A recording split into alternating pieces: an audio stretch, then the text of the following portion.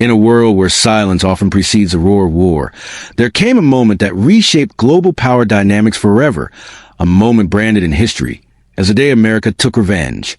It wasn't planned over years or telegraphed with long speeches, but born out of one brutal, unforgivable act that echoed across continents. An American convoy operating in what was supposed to be neutral territory had been ambushed without warning. Its soldiers, medics, and engineers caught in a vicious trap that left smoldering wreckage and lifeless heroes sprawled across foreign soil. The world watched frozen as footage of the attack went viral within minutes. Civilians cried out in horror, families collapsed in grief, and across the U.S., the collective heartbeat of a nation turned to thunder. In the Pentagon, the mood was fire and steel.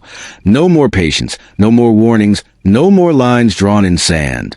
The president addressed the nation not with poetry, but purpose. We will not tolerate this. We will not forget, and we will not forgive. America's enemies had misjudged her restraint as weakness, but they were about to feel the true measure of her might. Within hours, a full carrier strike group was mobilized, flanked by destroyers, submarines, and long-range stealth bombers prepped to deliver vengeance with surgical precision. Blacked-out drones circled high above enemy lines, collecting every scrap of intel. Satellites locked in, AI analyzed heat signatures, and strike packages were plotted with zero room for mercy. The first wave came in silence, stealth jets soaring in at hypersonic speeds under radar cover. The skies lit up not with warning, but with justice. Precision bombs slammed into command bunkers, weapons depots, and staging grounds. Enemy anti-aircraft crews barely had time to blink before they were engulfed in fire and steel. It wasn't just an attack. It was a message written in thunder. You don't touch American blood and walk away. As dawn broke, the ground shuddered under the weight of advancing armor. Abrams tanks rolled forward beside elite special operations teams, ghosts in the terrain, flushing out insurgents, reclaiming captured zones, and dismantling every stronghold brick by brick. The air crackled with resolve, each moment orchestrated like a symphony of war. In orbit, Space Force assets jammed enemy communications, severing command lines and throwing hostile forces into chaos. On the seas, Virginia-class submarines launched Tomahawk missiles at high-value maritime targets, exploding enemy supply ships before they ever reached port. But this was a revenge driven by rage. It was precision fueled by principle. America wasn't lashing out blindly. It was delivering a calculated lesson in deterrence. Global allies stood in silent awe. Nations that once doubted the U.S.'s resolve now reconsidered their allegiances. Even adversaries whispered warnings amongst themselves. Don't provoke the eagle when it's flying with fire. Meanwhile, back home, the mood was united. Flags flew higher, hearts beat stronger, and support for missions surged beyond political lines. Families of the fallen were honored in ceremonies that echoed through time, while returning soldiers were greeted not just as heroes, but as warriors who upheld a sacred promise that no attack on America would go unanswered. Defense analysts around the world began rewriting doctrine. The age of hesitant superpowers was over. America had shown that while it values peace, it will never shy away from righteous battle. In classrooms, young cadets studied the operations tactics as a blueprint for future conflict. In enemy bunkers, survivors whispered stories of jet engines that screamed like banshees and bombs that fell like lightning from the heavens. But even after the dust settled, the mission wasn't over. Humanitarian teams moved in, American boots delivering aid and relief to innocent civilians trapped by the chaos. While one hand struck with iron, the other extended in compassion. This was a duality of American power. Fierce in justice, unmatched in generosity. Reconstruction began not just of cities, but of trust. And everywhere that old glory flew, it reminded the world of something fundamental. Freedom is not free, but it is fiercely defended. America did not seek this fight, but when it came, she rose with fury and focus. No longer restrained by diplomatic red tape or international second-guessing, she operated with clarity. The world needed to know, and now it did. When America takes revenge, it's not a whisper in the dark. It's a thunderclap that shakes tyrants to their core and reminds every would-be aggressor that the land of the free is also the home of the brave. The lessons were clear. For every act of terror, there would be justice. For every innocent life lost, there would be accountability. And for every challenge to American strength, there would be an overwhelming answer that left no room for interpretation. This was more than an operation. It was a reckoning. The architects of the ambush had hoped to make a statement. Instead, they became an example, burned into history, marked for generations. And so, the story of America's revenge didn't end on the battlefield. It lived on in every deterrent action that followed, in every enemy that thought twice, and in every citizen who knew that when the country is threatened, its response is swift, decisive, and unforgettable. That's the power of a nation that never forgets its fallen and never forgives a strike on its soul. This is what happens when America takes revenge. In the days that followed the strike, while smoke still curled from the ruins of once proud enemy infrastructure, the world took notice. Not just the scale of destruction, but the calculated control with which it was carried out. America had not lashed out in chaos or vengeance. It had responded with resolve, mastery, and unmatched technological dominance. In one single orchestrated campaign, the U.S. military demonstrated why it remains the most powerful fighting force on Earth. Global markets trembled. Foreign powers scrambled to reassess their positions, and even longtime adversaries began issuing statements of caution, no longer willing to test the limits of American patience. Satellite footage showed convoys of enemy fighters fleeing their outposts, abandoning heavy equipment, and disappearing into civilian populations. No longer proud militants, but scattered remnants in survival mode. Intelligence agencies intercepted frantic communications. Panic in their voices, disbelief in their tone, as the reality of American retaliation set in. And yet, even in the midst of overwhelming victory, America remained strategic. Humanitarian corridors were opened immediately. Medical supplies were dropped into civilian zones, and psychological operations broadcast clear messages in multiple languages. Our fight is not with the people. It is with those who choose war. This dual message of power and principle reinforce a truth too often forgotten in the haze of propaganda. America does not crave conflict, but will never walk away from one it didn't start. In boardrooms across NATO and the Indo-Pacific Alliance, generals, admirals, and defense ministers pored over after-action reports, absorbing every lesson, aligning their doctrines, and reinforcing their belief that when America leads, stability follows. Meanwhile, in the war zones themselves, U.S. troops move with honor and discipline, securing remaining pockets of resistance, disabling booby traps, and capturing high-value targets who once believed they were untouchable. Special forces, operating under deep cover for weeks prior to the strike, emerged victorious, having laid the groundwork that made the entire retaliation so precise and effective. Their stories began to surface. Quiet heroes whose actions had changed the course of history. But as the smoke cleared and the dust settled, a larger truth emerged. This wasn't just about one strike or one carrier or one enemy. It was about the reaffirmation of American deterrence in a chaotic world. It was about showing allies and adversaries alike that red lines still exist, and crossing them has consequences. The psychological ripple effect reached as far as Eastern Europe, East Asia, and even the corridors of rogue regimes who had begun to believe the West was fractured and tired. They saw now the error of their assumption. Because when America takes revenge, it's not a blind reaction. It's a declaration of purpose, backed by generations of strategy, innovation, and strength. Across U.S. news outlets and international media, the story dominated the headlines. Families of service members watched with tears in their eyes. Not tears of sorrow, but of pride. Veterans saluted their televisions, remembering their time in service, and knowing the torch had been passed to a new generation worthy of carrying it. And on Capitol Hill, leaders from both sides of the aisle stood united, for once, echoing the same sentiment. We will always protect our own. In the defense industry, engineers and contractors accelerated development of the next generation of deterrent systems, already inspired by what had worked and what could be improved. Hypersonic missile platforms, quantum radar systems, and AI-integrated command chains were being tested and pushed into production at a pace not seen since the Cold War. The nation's enemies, once bold in their rhetoric, fell silent, at least publicly. Behind the scenes, their political structures reeled from the cost of provoking the United States. Internal dissent rose, morale dropped, and whispers of betrayal echoed through their ranks. America, meanwhile, didn't gloat. There were no premature victory parades, no triumphalism. Instead, there was sober resolve and renewed focus on the broader mission, maintaining peace through strength.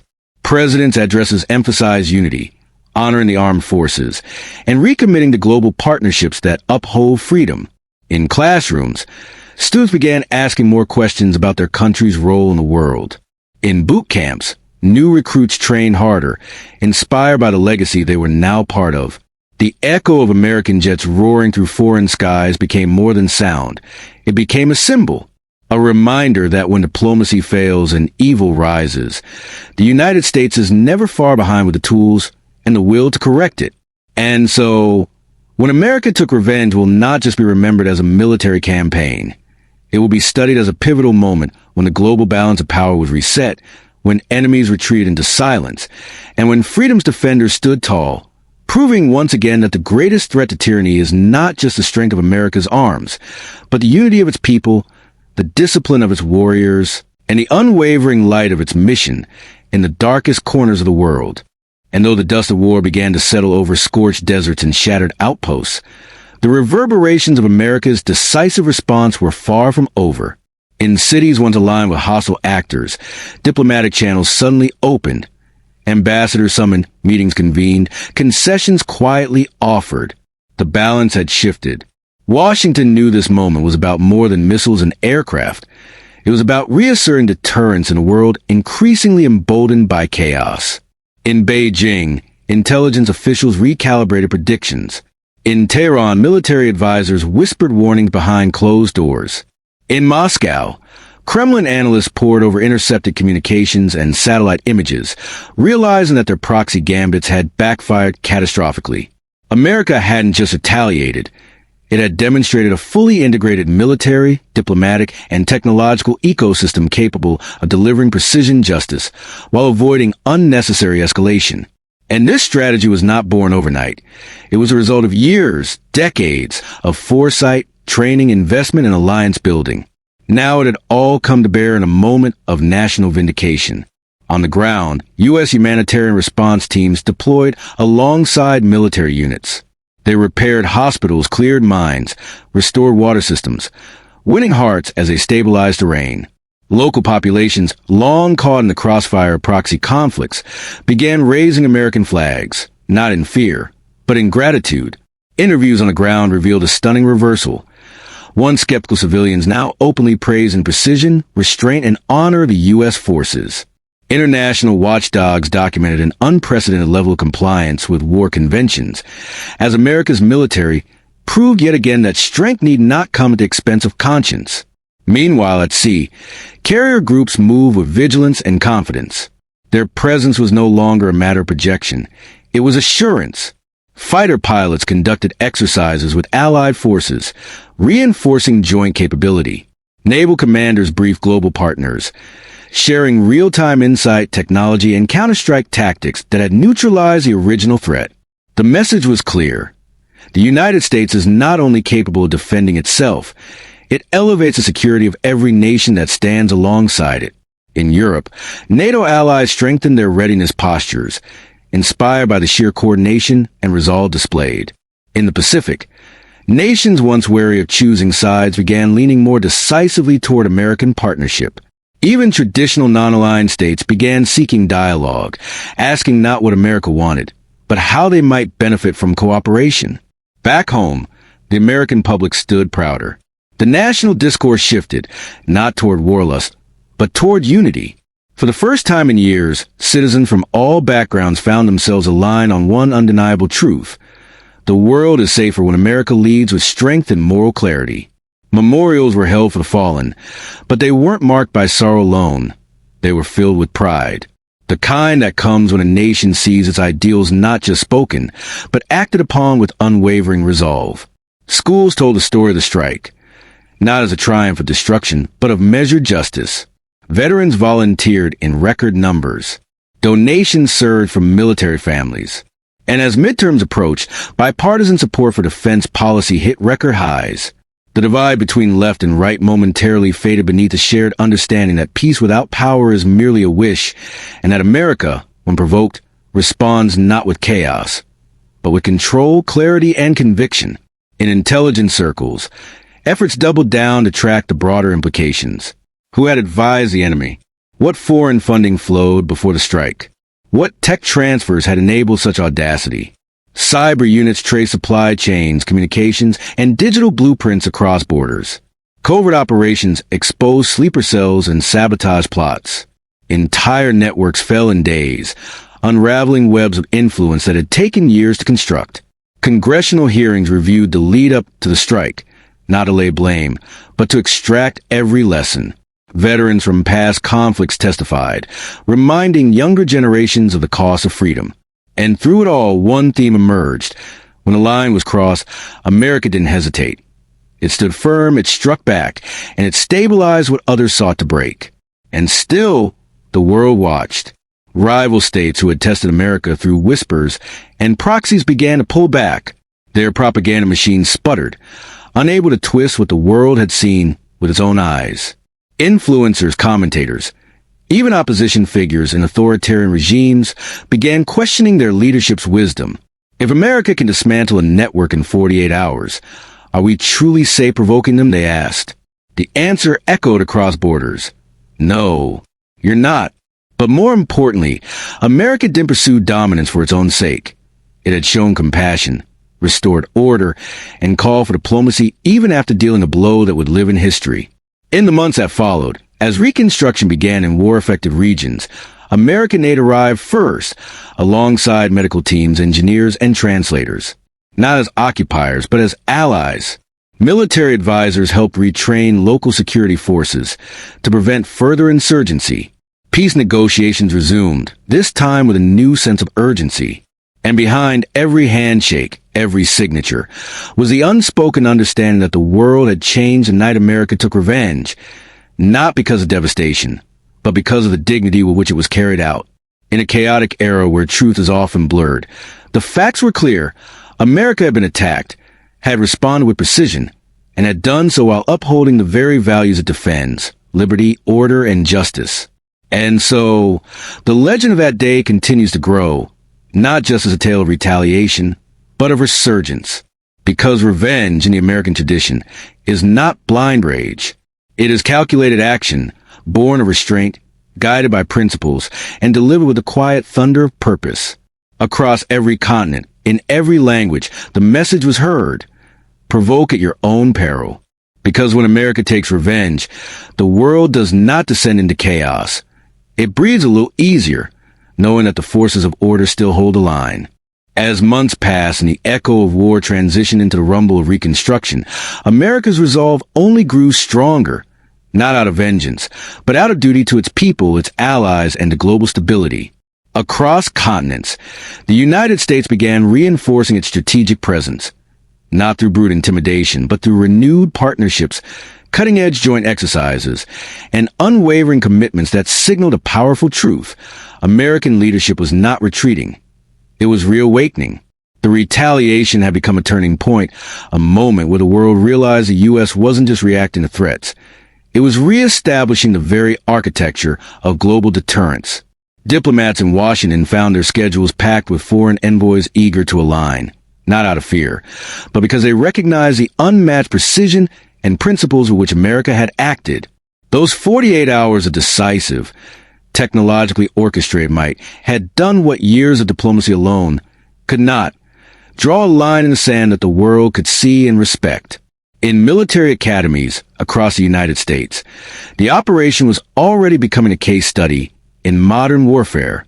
Cadets pored over after-action reports, learning not just the mechanics of the mission, but the layers of leadership, discipline, and intelligence that made such success possible.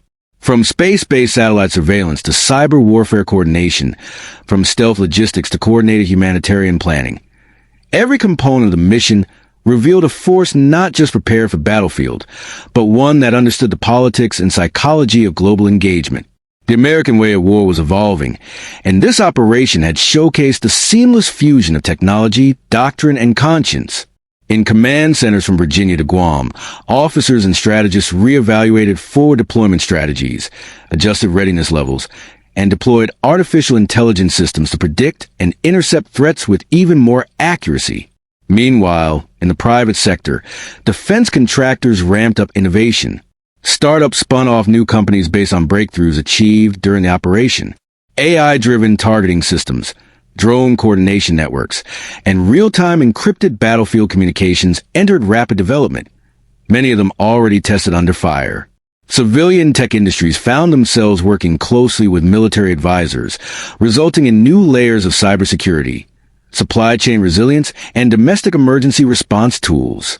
The line between military preparedness and national innovation blurred, fostering a generation of inventors and thinkers inspired by the story of that one unforgettable American answer to aggression. Culturally, the operation took on a mythic status. Hollywood optioned film rights.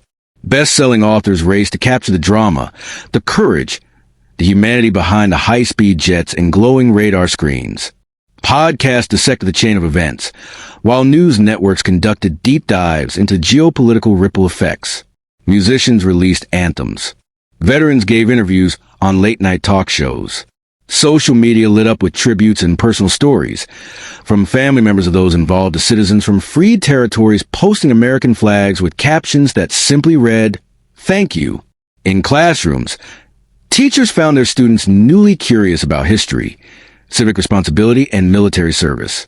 Recruitment centers saw spikes in visits, not out of bloodlust, but from a desire to be part of something greater than oneself, to stand on the wall and defend the freedoms so easily taken for granted. Internationally, the narrative took root. Allies who once questioned America's long-term commitment now voiced unanimous support. The EU strengthened its defense pacts. NATO saw its strongest unity in years. Pacific nations requested expanded U.S. naval patrols. Even former adversaries began to quietly rethink their strategies, pulling back investments in proxy networks and cyber warfare. Satellite data showed the retreat of rogue units. Intercepts revealed panic among insurgent groups. America had made its point, not through devastation, but by showing what happens when you wake the eagle. Not in arrogance, but with grace, the nation had demonstrated that freedom, when backed by power and moral clarity, is not just a dream, but a responsibility fiercely protected. In Washington, policymakers rolled out the Fortress of Peace Doctrine, a new strategic roadmap blending rapid deterrence, technological superiority, and humanitarian commitment. The goal was clear: to prevent conflict through strength, not conquest. National strategy briefings shifted toward resilience and partnerships, rebuilding trust in long-ignored corners of the world while strengthening the backbone of democratic alliances. New legislation was introduced to increase veteran support, military family benefits, and mental health services, because the cost of war was not forgotten, even when victory came swiftly. America's strength was in its heart as much as its arsenal, and the leadership made sure the entire world understood that. Then came the stories, those quiet, powerful reminders of sacrifice and honor. The pilot who flew the final strike mission but waited until his target moved to avoid collateral casualties. The cyber operator who spent 36 sleepless hours identifying enemy code to ensure no civilian grid was mistakenly hit. The Navy medic who risked exposure to enemy fire to treat wounded allies. These weren't faceless soldiers. They were fathers, daughters, neighbors, friends. Their courage was not in pulling the trigger, but in knowing when not to. Their discipline and training turned them into guardians, not destroyers. And that's the part of the story the world needed most to hear. Even months later, reconstruction zones bore silent witness to American footprints, not just in the form of aid packages and flags, but in the calm, restored lives of those who now walk streets once marred by terror. Children returned to school. Markets reopened. Roads once used for smuggling now carried food trucks and medical supplies. American engineers taught locals how to maintain clean water systems. American medics trained village clinics to operate on solar-powered equipment. And through it all, U.S. forces never demanded loyalty, only peace. Ultimately, when America took revenge, it wasn't about erasing an enemy. It was about restoring the order that lets children sleep safely at night, that lets nations dream again. It was about saying, enough, not just to the act of aggression, but to the very idea that darkness could advance unchecked while good men and women stood idle. It was about remembering that peace, true peace, often requires the kind of courage, sacrifice, and strength that only those willing to bear the burden can truly offer.